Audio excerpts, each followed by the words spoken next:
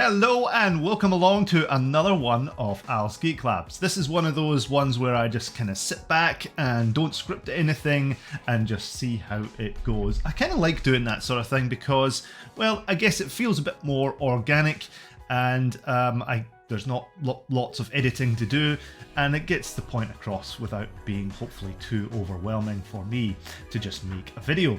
Now, today's video is kind of an idea which I've been percolating over for a long time. I've got a long list of ideas for making videos, like lots of pages of things to make videos on, and well, it takes a long time to make videos. As if you're into editing videos and stuff like that, you will probably know that is the case as well. So today's video is something that I've been percolating on for quite some time, but hadn't really gotten around to doing. That's one part because I'm lazy, another part because I've been working on other videos. For example, the final part of the documentary series Back to the BBS, that will become relevant in just a moment. That's taking a long time, but I am working on it actively. And the third part was because I had the dreaded lurgy, I had the hoof, I had COVID. And it took an awful long time to get back out of that. In fact, probably about 3 weeks of sickness. I actually ended up in hospital of all places. I don't even know how that happened. Just 1 minute, paramedics turned up at my door and then whisked me off in an ambo to the hospital. So that was a lot of fun. And it's still feeling a little bit brain foggy, still feeling a bit weird at sort of late in the afternoon, which is exactly what it is now. It's 4:26. In the afternoon when I'm recording this, so if I sound totally rubbish, that's probably why. But anyway, I'll try and keep it as good as I can. Now, so as I say, this was an idea that I'd been percolating in my mind to make a video of for a while, and I was going to do it all properly and edit it together and stuff like that. And then I got this through from my Patreon. So Fatstar Society, who's one of my existing Patreons, decided to upgrade to the highest tier on Patreon. So he wrote in and he said, I've just signed up for your highest tier on Patreon and have some ideas about what a future show could involve. The great thing about the highest tier of donation on my Patreon is that you do get to play an active part in deciding what future videos might be about. And I can't make any guarantees about exactly when that video will come out, but obviously this one has given me it spurred me on to make a little video. Now, I could have made this part of the Back to the BBS documentary series because it is actually stuff which is about BBSes, but I thought no, I'm just going to make this as a sort of appendix, if you like. This is something you can watch if you've watched the Back to the BBS documentary series and want to know more about certain areas. Then this is for you. So Fatstar continues to say, I think it'd be really cool to have an episode on BBS service proxy services. That sounds awfully technical, but as I will show you in a minute, it's actually not technical at all. But he said these come in two varieties, the BBS Games servers and BBS File Distro Networks. The two main game servers are called DoorParty and BBSLink. Whilst the main file distro net servers are Anonymous Archivers FDN and ArchaicNet FDN. To see Anonymous Archivers FDN in action, check out the Quantum Wormhole BBS, which is run by a sysop called Meat Lotion. And to check out ArchaicNet FDN, check out the Bottomless Abyss Stack Vault. All right, so what are we talking about here? We're talking about two things. We're talking about these are services which can be accessed by multiple BBSes, so not just the Bottomless Abyss and the Quantum Wormhole, but you have to sign up to these services. And one is obviously game servers, as it clearly says there in this email, and the other one is File Distro Network. So this is like a shared file repository that you can get from BBSes which have signed up to that that File Distro Network. So shared game server and a shared file distro network. So it's talked about these two BBSes. So first of all, what is an FTN? So I've actually logged in here to the Bottomless Abyss, which was one of them that Fatstar mentioned there. And as you can see here, all of these FTNs, I'll come to that in a minute, what is an FTN, are all listed here. This is when you log into that BBS, you see this list of FTNs that they are sort of subscribed to. So the Bottomless Abyss being just one BBS. I've actually shown the Bottomless Abyss in episode 1 of Back to the BBS. It's a great BBS. If you haven't checked it out, you should most definitely do so. But basically it lists here these FTN/QWK networks. What is an FTN? Well, I also explained that in detail in one of the episodes of Back to the BBS, the one talking about messaging, which I think was episode 2. So what is FTN? It's FidoNet technical network, I think it stands for. Not really that important what it stands for, but basically is the methodology of which it transfers messages. Initially it was just messages between BBSes. So if you, like an email works, you know, you send it through from your PC on your desktop email client, and it goes to an email server, maybe Gmail, maybe Yahoo, whoever. It goes to that server and then it sends it off to the recipient. Slightly different when you're on a BBS. It uses another BBS which carries that FTN type of network, and then you can log into another BBS which also carries that FTN, and you can see the message there.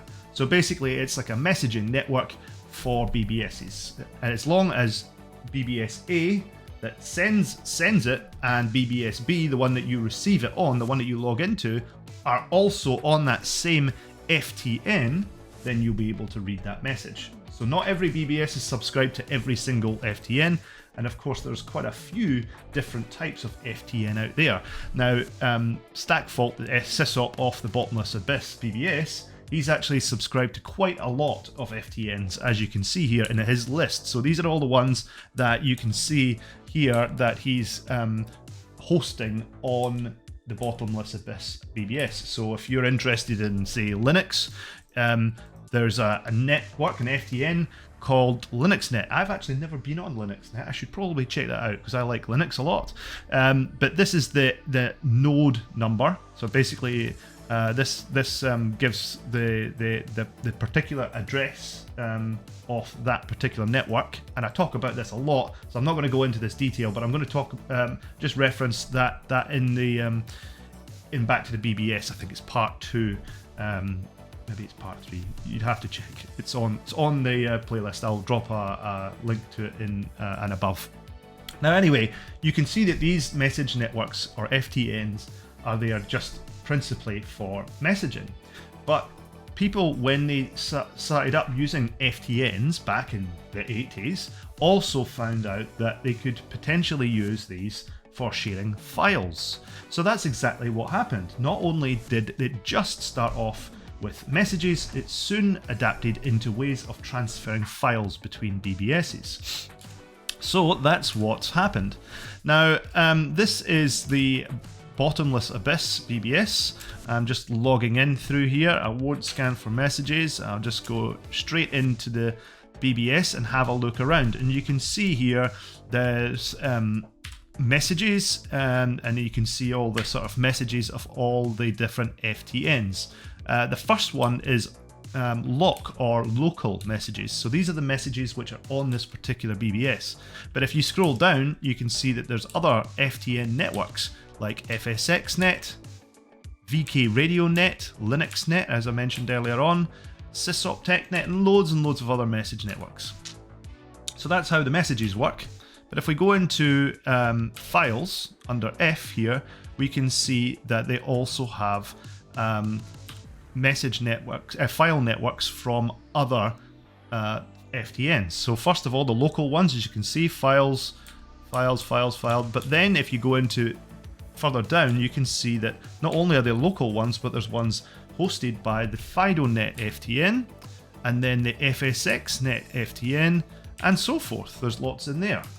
So that's a bit about looking at files which are on different networks. So if I just go into one of them, let's just see SpookNet. There's a network there called, an FTN there called SpookNet. So if I just go into this one here, which is computer security, go in there, you can see that there's lots of files there that are shared across this FTN. So everybody on SpookNet, with any BBS which is on SpookNet, can also share these files and see these files. So I could just click on, I could use my keyboard to click on Apple Magazine, Google Tracking, and then I could just go there, back to that main menu there, and download the file which I've just put in my queue.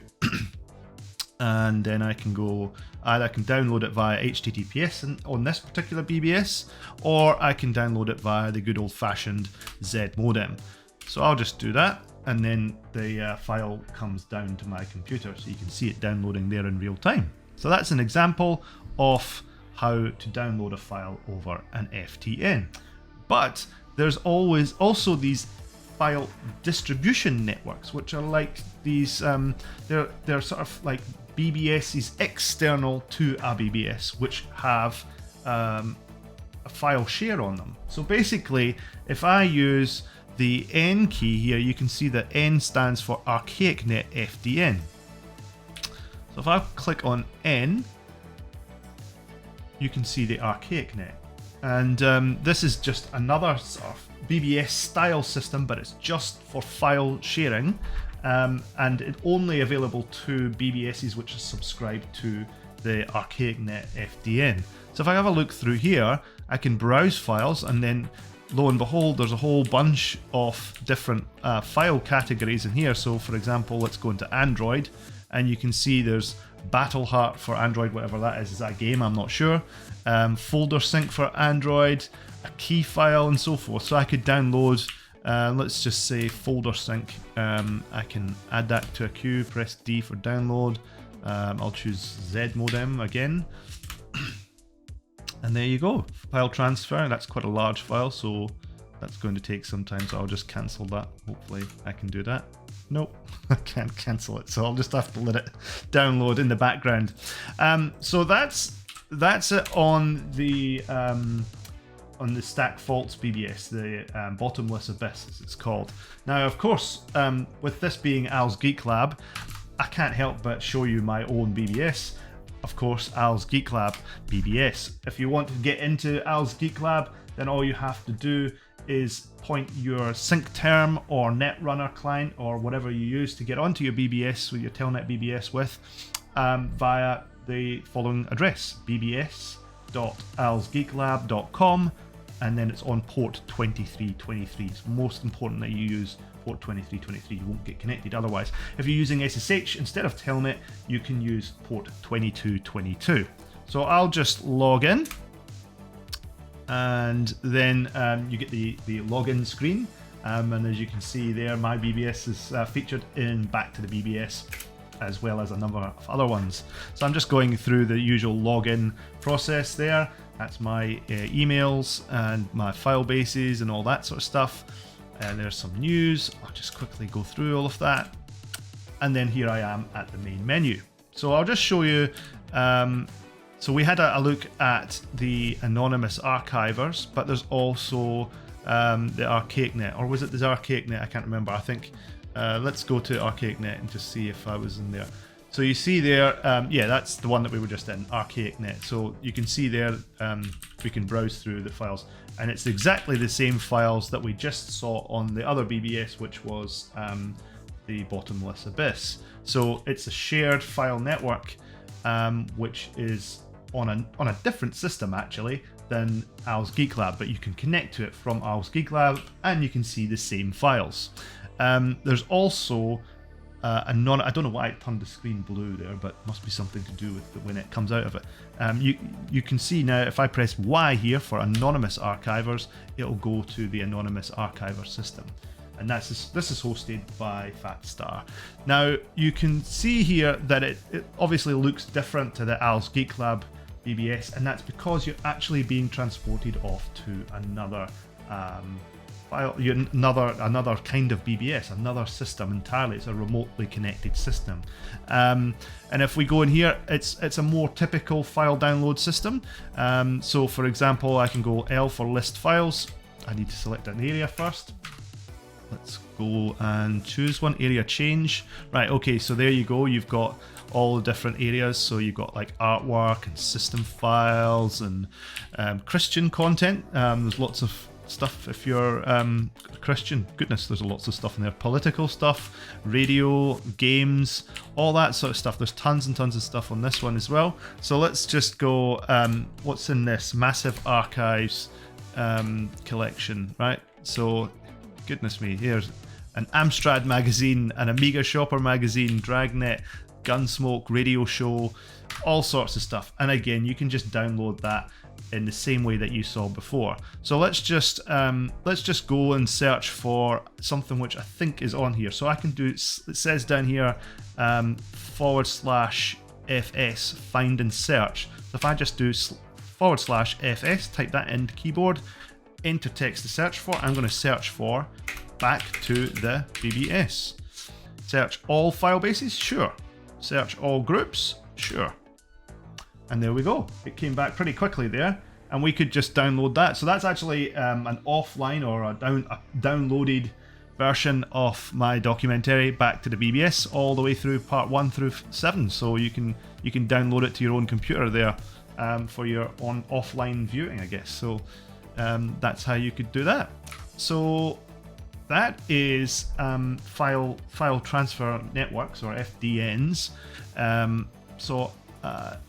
You know, if you get the idea, that's a pretty cool way to get extra content which isn't on your local BBS. It's on, as long as your local BBS is subscribed to these other FDNs, you can download other content from them. So I'll leave that, and I'll go back to another area of the Al's Geek Lab BBS, and that is on the games and more area. So the last one that we were in was the files area, which was this one here, right? And we chose one of those two options in the files area. But we're going to go into games and more, and there's tons of stuff in games and doors on Al's Geek Lab BBS. But the two things that we're interested in here for this particular episode of Al's Geek Lab, or this particular video, I should say, is these ones here, D and G. So what is it? It's again the same sort of idea. You're connecting to a remote system where multiple different BBSes and multiple users can connect into, and all share the ability, in this case, to play games. So I'll press D, and that takes me to something called DoorParty. Now, if there were lots of people online in DoorParty at this particular time, I think this is a really weird time in the USA, which is where most of the people who log into this play. There's nobody else logged in, but if there were other people, you would be able to see them logged in here. And this is DoorParty, and you can see that, you know, there's a whole slew of different games here that you can play. Some of them are more basic games that you can, you just play in a single player mode. But then there's multiplayer games. For example, if we click on enter number 3, you can see there's Eclectic Avenue, Gruntfest. I haven't played any of these, I must say, but these are all multiplayer games. You can see there's Risk and Backgammon as well. But there's also real-time multiplayer as well. So there's Battleships, for example. We know how to play Battleships. So if there's anybody online right now, I could maybe hook up with them and request to play a game of Connect 4 or Battleships or something like that in real time. So I could see the other person, trying to sync my Battleship, for example. So that's pretty cool stuff. I'll go back out of that menu and have a look at sort of like maybe old DOS text games. So these are obviously single player games, but you can see the Colossal Cave Adventure there. You can see Ballyhoo, Brimstone, and of course the original Zork games as well. So this is going back quite a few years, but if you wanted to play these games, you certainly can do. And let's see what else we've got. RPG, obviously Lord is one of the most popular games of the BBS era, which stands for Legend of the Red Dragon. So I'll just hit 2 and show you that you can play Lord Legend of the Red Dragon version 4.06. And so basically, multiple people can play this, and you can get killed by other people. You know, you can stab people in the back and all the rest. And so that's really the game itself. So if you've never visited the realm before, do you wish to join this place of dragons and blah blah blah? Yeah, sure. What would I like as my alias? Well, I'll keep my usual alias of hijinks. Yes, male. Obviously, in the days of before binary, non-binary. As you remember your childhood, you remember killing a lot of woodland creatures. Not me. Dabbling in the mystical forces, or lying, cheating, and stealing from the blind. I would just say I'll dabble in the mystical forces. So I'll be more of a magician type person. Okay. So you can see the status of other players in this RPG. So these are other players, most importantly, on this this particular DoorParty game server. So that they're all you're basically seeing the status of other people's playing in this game. So it's great. Instayez is raised from the dead, and then egg rolls with the 3 and a 0 has ceased to exist. So there's somebody come up from life, and then there's somebody died. So there you go. That's just a very brief example of Lord. And Lord 2, I really like Lord 2 because I think it looks really cool. So we'll start this game. Yeah, okay. Play the game. Here we go. Lord 2. Now, I really think that hijinks. Oh.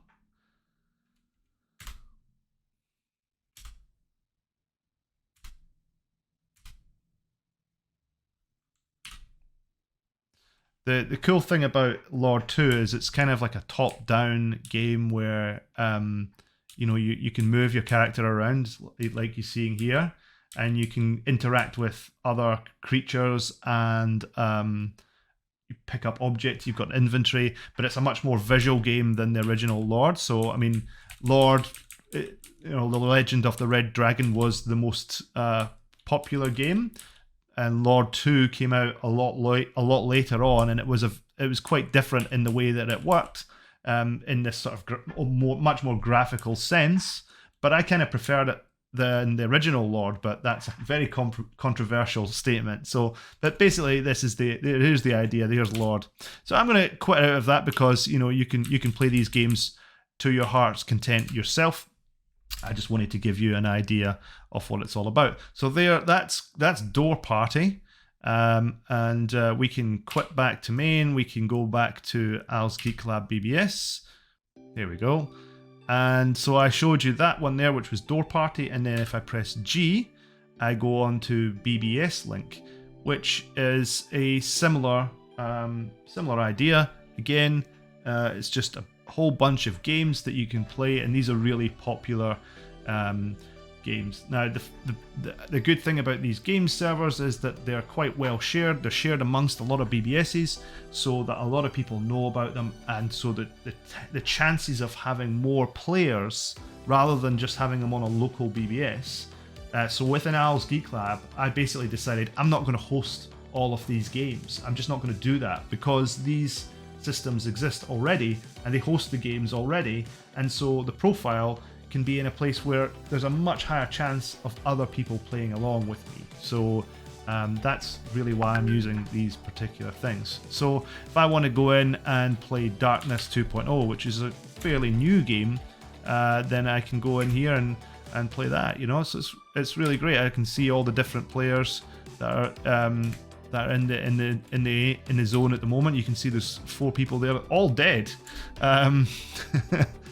I can enter Darkness and sure, I create a new character. I won't watch the introduction, but I will call my character. I'll choose a color as well. I'll go hijinks. There we go. Yeah. Up that. Bleed. Offensive. Sure. So you can see it's a sort of similar sort of thing. There's a lot of these RPGs out there, but again, this is all of them have got a great different story to tell, and are really interesting way of telling them, and you've got this cool ANSI graphics and so forth. So there's really a lot of good games out there. This Darkness 2.0 game is actually really quite new. I think it came out within the last year. And then there's also BCR Games, the Black Country Rock games, which are really modern as well. A lot of them are really cool. I've got to give a shout out to that there. If I go into, I think we can get to them from here. Black Country Rock. And what do I do here? Create a new character. I think I've got to log in on this system. See if I remember my password.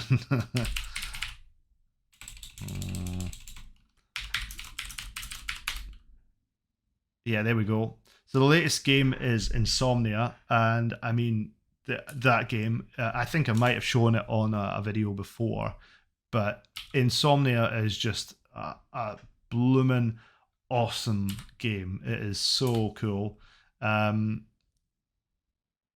It's really wicked. I do love the story. The story is so imaginative. But also the graphics in it. There's so much time being taken in this game to make it what it is. It's just really great. So if you haven't played it, definitely recommend playing it. It's kind of like RPG kind of adventure all in one, and again, there's so many little dynamics to this game that you really, you can get lost in the story. It's really immersive. So you can see I'm walking about using the WSAD keys, and they all represent, up, down, left, right, or northwest, northeast, southwest. And you can talk to people in the game and interact with other people as well. So it's great. So yeah, that's the Black Country Rock system. What else? Yeah, I think that's really the main gist of it. There are servers that you can, BBS servers that you can get onto that will allow you to open up a whole world of games. I've just shown you like the tip of the iceberg. There's some really awesome, like simple games as well, games that you can just pick up for a minute and play, like Tetris and stuff like that. Connect 4, obviously, I talked about earlier on, but all these sorts of different games out there that are really good fun, that involve either single player, multiplayer, real-time multiplayer, all that sort of stuff. And you can really just you can lose a lot of time in these games. And okay, you look at them and you go, oh, that looks pretty basic just for what you're seeing on the screen. But the moment you start playing these games, if you give them maybe even just 5 minutes, you'll see that they're timeless games. They're just as, up to date, as it were, to any sort of other sort of multi-user dungeon or MMORPG or any sort of game like that you would play online in the modern day. And as I say, the graphics might look a bit primitive, but if you kind of just see past that, there's actually so much great content in these games, which is something that probably... There was an era of when the BBS was around and all these games existed, and then that kind of disappeared and there wasn't anything on the internet for a very long time until games like World of Warcraft and that sort of stuff started to come back. But this period of time, maybe even up to about 10 to 15 years, where there wasn't really the equivalent of games like The Legend of the Red Dragon on the web, or that I could remember anyway. So these games are still really, really good fun. A lot of people still play them today. So I would recommend you check them out. And of course, you can get to them through a whole host of BBSes, loads of different BBSes, not just my BBS. But if you're interested in my BBS, of course, it's bbs.alsgeeklab.com. And then the port is 2323 via Telnet or 2222 via SSH. If you want to check out the other BBSs which were mentioned there, I will show you those. I will just disconnect from my BBS. There's some great BBSs right there. The Quantum Wormhole bbs.erb.pw. They host those FDNs, the file distribution networks. They also host multi-online player games, so you can check them out there. 24beers.com on port 1337. The agency.nz, that's a great BBS. And of course, I talked about the Bottomless Abyss. I can actually just show you through here. So 24 beers, as I say, Bottomless Abyss there. I think that is on what port is that? It's 2023, so it's like almost like mine. So bbs.bottomlessabyss.net. The Quantum Wormhole, as I say, Toxic looks really awesome, really awesome looking BBS because it's actually in a 132 character mode, so it's pretty unique in that way. I don't know if it does FDNs or anything like that. Well, let's just connect to this. We've got a couple more minutes left in this video, so why don't I just see if I can connect to Toxic. Maybe it's down at the moment, it's not responding. But that's typical. Never mind. But it's a really cool BBS, so definitely check that one out. The Underground is a really good BBS as well. So it's the underground.us 123, port 123. The Agency, good friend of mine here in New Zealand, agency.bbs.nz. The Mystic Man himself, Paul, is the sysop there. Check that out. And look, I could go on all day. There's lots of great, these are sort of like BBSs which I would highly rate as well. Lots and lots of them. So please do check them out if you can. I'll drop the BBSs in the description below. But as I say, the FDNs and the multi-user gaming networks are within Al's Geek Lab, so you can check it out right from there as well. So yay, everything. So that is my little wrap up video. So thank you so much to Fatstar for your contribution to the Patreon. I am just blown away by all of you Patreons. You guys are absolutely wonderful. I really appreciate it. If you would like to become a Patreon, then you know what to do. You can head over to patreon.com/Al's Geek Lab, and you can become a Patreon for the pricely sum of $1 a month. Just $1. That's all. I'm not talking about a lot of money here, people. But there are different tiers, and of course, Fatstar there, they've subscribed to the top tier, but there are lots of different tiers that you can subscribe to, which have different perks based on how much you pay. You can also check me out on Ko-Fi, ko-fi.com/Al's Geek Lab. There's a little Ko-Fi badge at the bottom, I think, of this. That's just a sort of system where you can go onto the webpage and donate as money, a little bit of money if you want. If you want to donate like $3 for a cup of coffee, then you know it's just a little opportunity for you to drop a little bit of money in my kitty.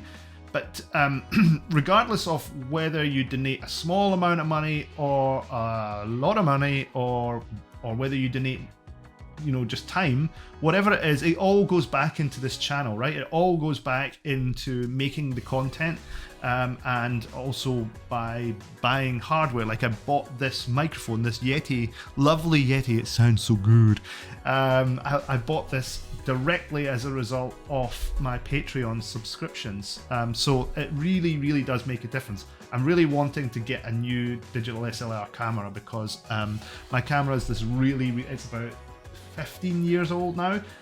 It does HD, it doesn't do 4K or anything like that. So I've kind of got two ways of filming stuff. I've got the webcam, actually three ways. I've got the webcam, I've got that ancient 15-year-old camera, which is a video camera, and it records onto SD card, and then and it's just falling apart. It's like the battery lasts for like 5 minutes and then it's gone. And then I've also got my mobile phone, and so because my mobile phone actually does higher quality than the old camera, I use the mobile phone for quite a lot of stuff. But the problem with the mobile phone is that I can get calls when I'm recording, notifications pop up, and probably the worst thing is that it's not really stable. So holding it with my hand is very difficult. And you know, I don't have a tripod for my mobile phone, so that's also very difficult when you're taking shots. I wouldn't mind one of those little stabilizer things, so you can like you can hold the mobile phone, but it's kind of got a gimbal on it that holds it and it makes it stable.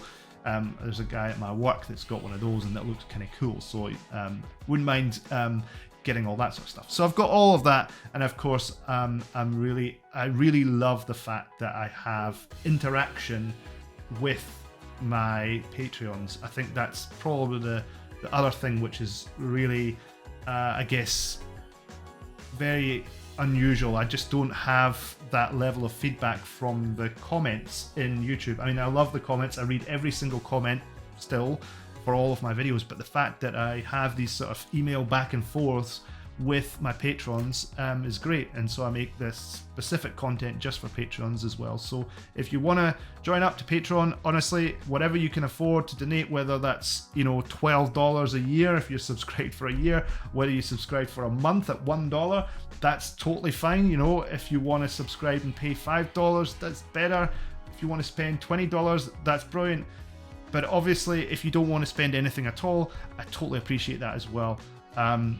You're still going to get lots of great stuff here on YouTube, and just the main thing that I would suggest is, if you like the stuff that I do, please press the like button on all of my videos, and also subscribe to the channel. I had a look through the other day and I noticed that the amount of subscribers that I have versus the number of views that I'm getting, I've got loads of views from non-subscribed people, and they're watching the videos routinely. So I'm thinking to myself, why are you not subscribing to the channel? I don't know the answer to that one, but if you could subscribe to the channel, it works great because it makes the channel more popular, because YouTube then figures out that the channel's doing the right stuff. So please press the subscribe button. Please press the notification bell and choose all, so then you get actually told by YouTube that my content's coming out. Change the bell to all because it defaults to just like some. I don't know why it does that. I think all would be a better default than just some. And yeah, press the like button.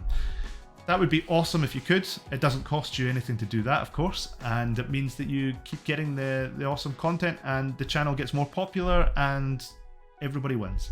So anyway, that's me. I will stop talking now. Of course, I am on social media as well. Facebook.com/AlsGeekLab. I'm on Twitter, AlsGeekLab. I'm on Instagram, AlsGeekLab. I don't usually talk about those things, and I don't really do very much on them, but I'm on them regardless. So check them out as well.